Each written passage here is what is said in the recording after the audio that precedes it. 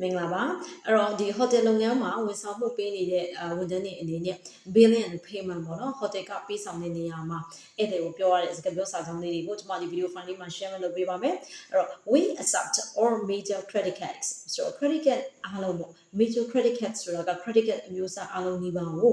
ကျွန်တော်တို့ကလက်ခံပါတယ် credit card တွေနဲ့ပေးချေလို့ရပါတယ် we accept all major credit cards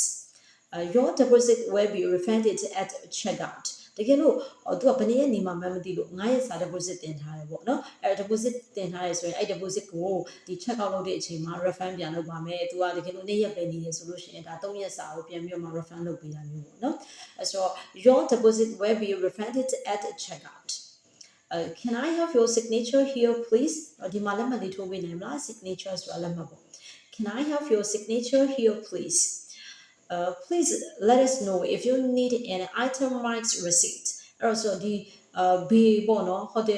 hotel ရဲ့ဒီဝန်ဆောင်ခဘေးကိုပေးတဲ့အခါမှာဒီဘေးရဲ့ပြည်စာမှာပေါ့ receipt မှာပေါ့နော်ဘေးရှင်းတဲ့အခါမှာဒီ receipt လေးမှာ itemized ဆိုတာကဒီ item တစ်ခုချင်းစီအလိုက်ပေါ့အဲ့လိုမျိုးလေးတွေဖော်ပြဖို့အဲ့လိုမျိုးလေးဖော်ပြတဲ့ receipt ကိုလိုချင်ပါသလားပေါ့အဲ့တော့လိုချင်လည်းပြောပါပေါ့နော်အဲ့တော့ please let us know if you need an itemized receipt your final bill includes all taxes and fees အဲ့တော့မင်းနောက်ဆုံးဒီ bill ပေါ့ဒီပမာဏဟာဆိုလို့ရှိရင်တော့ final bill ဟာဆိုလို့ရှိရင်တော့ဒီဝန်ဆောင်ခတွေရောအခွန်အခတွေရောအကုန်လုံးပါဝင်ပါတယ် your final bill includes all taxes and fees do you need assistance with splitting the bill split the bill ဆိုတာက bill ကိုခွဲပြီးတော့မှဆောင်တာပေါ့နော်ဥပမာ bill တစ်ခုလည်းမဟုတ်တော့ဘဲနဲ့တကယ်ချင်း3ယောက်ဆိုရင် bill 3ခုပေါ့အချိုးကြပေါ့နော်အဲ့လိုမျိုး2ယောက်ဆိုရင်2ခုပေါ့အဲ့လိုမျိုး split လုပ်တာပေါ့အဲ့ဆိုလို့ရှိရင် split bill ကို split လုပ်ဖို့